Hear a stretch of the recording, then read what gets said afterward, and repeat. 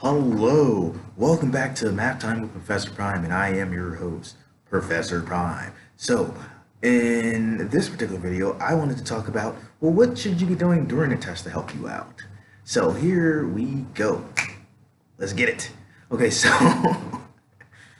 one of the things that I think you should do is, first, you should get a good assessment of that test. Now, if you have a practice exam, that makes it a lot easier because you kind of know what to expect, or at least you could understand the caliber of problem that will get thrown at you. If you're not sure though, and this, I guess this kind of varies if you're overwhelmed or not by all the information, but I'd say like at least looking at types of problems that are there so you can get an assessment of how comfortable you are with that material. And then the other thing I'd say is you can attack problems that you understand better, that you find easier, that you are really confident about. Because it'll do one of two things if you pull that off. And it's this.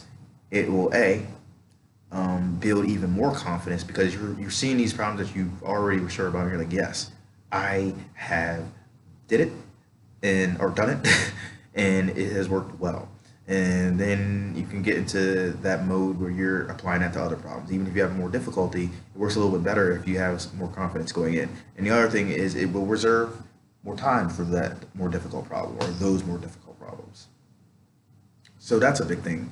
If you do problems that you find easier or that kind of really speak to you, that you're really familiar with, it will save you time and it will also build your confidence.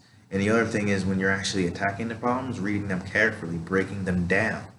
You want to be able to say, well, hey, this is what the problem is asking me. This is what it's given me. So I need to use what I'm given and use what's being asked of me to figure out a way to solve this problem. And you want to then approach that problem in a way that makes sense to you or a way that's efficient, preferably both. And this is where even on a test, the art could kick in because there could be several ways to get to a correct answer. There might be ways that are not so efficient. There might be ways that are. Either way, you get to assess, you get to strategize. And the other thing is like if you're feeling really, really nervous, I would recommend maybe taking a few breaths. If you're feeling self-conscious about that, you could also think about something that calms you down or a person that calms you down. You could do both.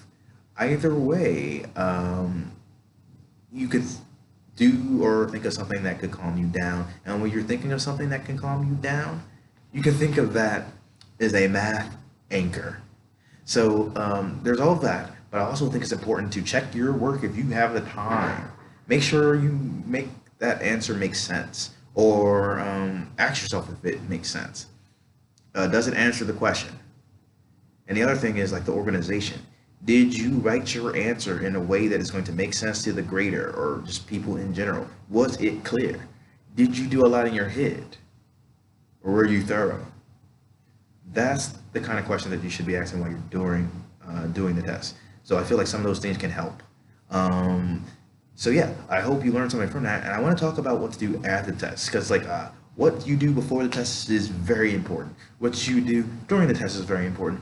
But what you do after the test, also very important. So I hope you all learned something and I'll see you in the next one. Professor Prime out.